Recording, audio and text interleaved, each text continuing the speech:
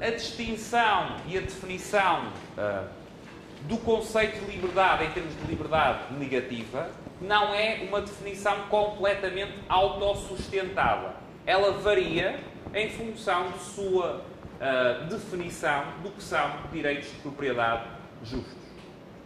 Certo? Ela não pode ser definida isoladamente. Só é uma violação da liberdade negativa eu pegar o relógio dele no contexto em que eu estou assumindo como justo a estrutura de direitos de propriedade na qual o relógio é legitimamente dele. Certo? Imaginem que ele tinha o relógio no pulso, mas tinha-me roubado o relógio. A mesma ação, nesse caso, já não constituiria, segundo a mesma teoria em termos de legitimidade de direitos de propriedade, uma violação da liberdade negativa dele. Mas quer num caso, quer noutro, isso pressupõe uma determinada concepção de justiça sobre a formação e aplicação de direitos de propriedade. Okay? Não é algo que só pelo conceito de liberdade negativa você tenha totalmente definido. Você precisa dizer em que estrutura de direitos de propriedade considera justa, e é essa estrutura que considera justa que, a partir dessa estrutura considerada justa, que pode aplicar a noção de liberdade negativa. Duas formas de tensão. Uma que é óbvia, no sentido em que promover liberdade positiva implica restringir liberdade negativa. Não é? Você promove, assegura politicamente um direito à educação, um direito à saúde, isso implica redistribuir, na mesma medida, coercivamente recursos. Mas, segundo aspecto menos óbvio, o conceito de liberdade negativa também pressupõe uma prévia definição do que são direitos de propriedade justos. Não é? Você só consegue dizer que isto está violando a esfera individual de direitos desse indivíduo se primeiro tiver um guia para definir, em termos de justiça, qual é essa esfera. Liberdade é coercitiva. A liberdade positiva implica, do ponto de vista da uma restrição da liberdade negativa. Portanto, implica o exercício da coerção. Sim. Okay? Portanto, isso é a tal primeira tensão. Mas a liberdade negativa também implica você admitir, defender, que uma determinada estrutura em termos de direitos de propriedade é uma estrutura justa. Se a estrutura for injusta, a aplicação do conceito já não tem essa... Você tem aí, no caso, a legalidade, a licitude e a legitimidade. Sim, mas aqui estamos falando em termos de legitimidade. Okay? No caso, a questão da coerção, tanto positivo quanto negativo, você está aplicando a coerção para restaurar o que você julga justo. Só que uma coerção, uma afronta o que a outra considera justo, mas as duas usam a coerção na sua visão para restaurar. É esse o ponto. A segunda fonte de tensão é exatamente essa. Só que a liberdade positiva ela é mais explícita no uso da coerção. Sim. Ao dizer que é legítimo cobrar imposto para financiar isso e tal. A liberdade negativa pode ser identificada com a ausência de coerção só se, e na medida em que, você define a estrutura de direitos de propriedade como sendo justa. Okay? Porque depois a preservação dessa estrutura implica também a utilização da força no caso dela ser violada. Legítimo direito de defesa. Mas a definição do que é legítimo pressupõe isso. Exatamente. E diz, quer dizer, vamos imaginar que eu estou ocupando uma parcela, sem querer aprofundar muito a discussão, mas vamos imaginar que eu estou ocupando uma parcela de terra, certo? E ela está registada, etc, etc. Mas há um grupo de quem há um grupo, por exemplo, étnico, de habitantes nativos daquele sítio, de cujos antepassados ela foi tomada ilegitimamente. Quer dizer, qual é que é a liberdade negativa que está sendo violada? A definição disso depende de uma outra... Não pode ser sanada, não pode ser resolvida só pelo conceito de liberdade negativa. Você precisa ter uma teoria que vá dizer quem é o legítimo proprietário, que grupo, que indivíduo é o legítimo proprietário daquela parcela de terra ou daquele relógio. Okay? A liberdade positiva, ela propicia a instauração de regimes totalitários, com esse tipo de raciocínio que existe. Você acaba querendo tirar a legitimidade das coisas para tentar distorcer a realidade, para atender reivindicações sociais, uma coisa desse tipo. Né? Aqui não estou falando de implicações depois em termos de regime político. Okay? Estou querendo deixar claro a distinção entre os dois tipos de liberdade. Um freedom from ou de freedom to, e chamar a atenção para as duas fontes de tensão. A primeira, liberdade positiva. Aplicar politicamente liberdade positiva implica necessariamente restringir liberdade no sentido negativo, mas fazer respeitar liberdade no sentido negativo, pressupõe que eu tenho uma definição do que são direitos de propriedade justos. A liberdade positiva também pressupõe um conceito anterior de justiça? Pressupõe no sentido, só que na concepção de quem defende posições de liberdade positiva, esse conceito de justiça está mais em torno de quê? Das capacidades de ação que todos os seres humanos, por serem seres humanos, terão direito a ter. Até posso dizer, qualquer ser humano, por ser humano, não é? Tem que ter direito a um determinado nível de renda, não é? Para ter um mínimo de capacidade de ação certo?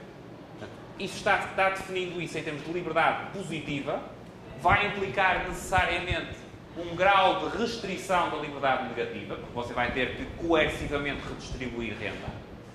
Okay? Mas também está a pressupor que é justo, uma concepção de justiça, aí não sobre diretamente os direitos de propriedade, mas sobre as tais capacidades, os tais recursos que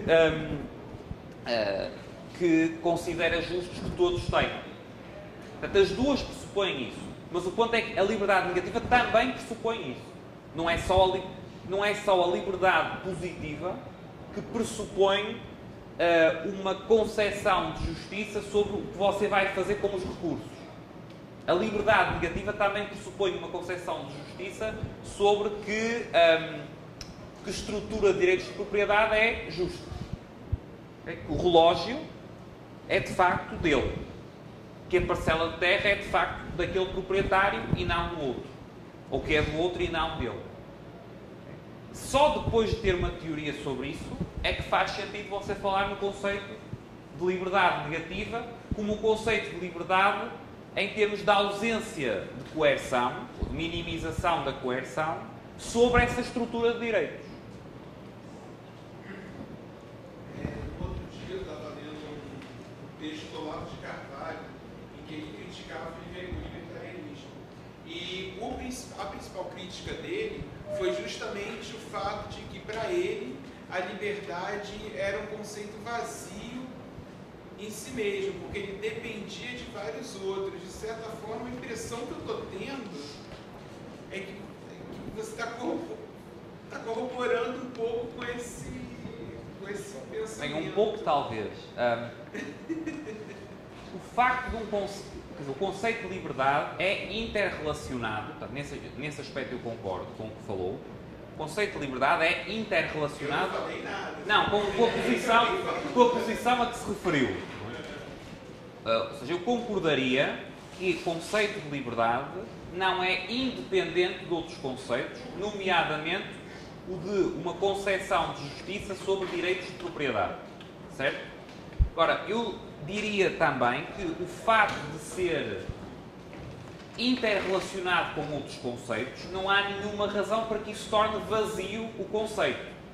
Quer dizer, a maior parte dos conceitos, se não a totalidade dos conceitos em filosofia política, só são sequer compreensíveis por relação com outros conceitos. Conceito de igualdade.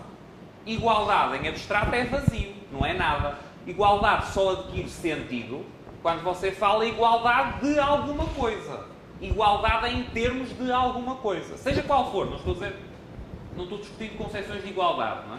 Portanto, a mesma coisa se pode dizer em termos de liberdade. Liberdade por si só é vazio. Porque está interrelacionado com outros conceitos. Não é? Mas isso é uma característica intrínseca dos conceitos em filosofia política. Não é? Eles não são conceitos que sejam fechados em si mesmos. Quando eu falo capacidades em si mesmo também é vazio. Só faz capacidade para alguma coisa. Certo? Mas o ser vazio, se for tomado isoladamente, não quer dizer que seja um conceito vazio em ciência política. Quer dizer que, para utilizar, você tem que ter presente que precisa de outros conceitos. No caso de liberdade negativa, que você precisa, para o conceito ser operacionalizado, para ele fazer sentido, precisa ter uma teoria de justiça sobre direitos de propriedade. Okay? Mas eu acho que você não precisa dar o passo seguinte de dizer como, para ter o conceito de liberdade negativa, você precisa necessariamente de ter uma concepção de justiça sobre direitos de propriedade, logo o conceito de liberdade é vazio ou inútil. Okay? Não, simplesmente você, para o utilizar, precisa de recorrer, interrelacionar com outros conceitos. Ok. Seguindo na mesma linha, e agora falando um pouco, aliás, terminamos mesmo falando desta ideia de justiça. Qual é que é, na perspectiva austríaca e na perspectiva, neste caso também liberal em geral, o ideal de justiça? Porquê justiça cega? Porquê é que a justiça é representada com uma venda sobre os olhos, não é? Com os olhos tapados? Porquê a justiça cega? Justiça cega, a ideia de justiça cega, é a ideia de justiça que não atende às particularidades, que não atende à riqueza, ou à pobreza, ou à raça, ou à ideologia, ou à religião, do que está julgando. Atende apenas ao que é relevante para o exercício da justiça. Não é? Portanto, o justiça cega, a ideia de justiça cega, tem a ver com isso. Tem a ver com alguém que aplica a balança da justiça de forma imparcial, de forma objetiva. De uma forma que não é inclinada pelo poder das partes, pela riqueza das partes, pela eloquência das partes. Não é? Portanto, o ideal liberal de justiça é um ideal de justiça, neste sentido, cega. É também um ideal de isonomia, portanto, no sentido de quê? De todos serem iguais perante a lei. Não é? Portanto, uma decorrência direta desta noção de justiça cega é que todos os indivíduos, todas as pessoas, estão numa posição de igualdade perante a lei.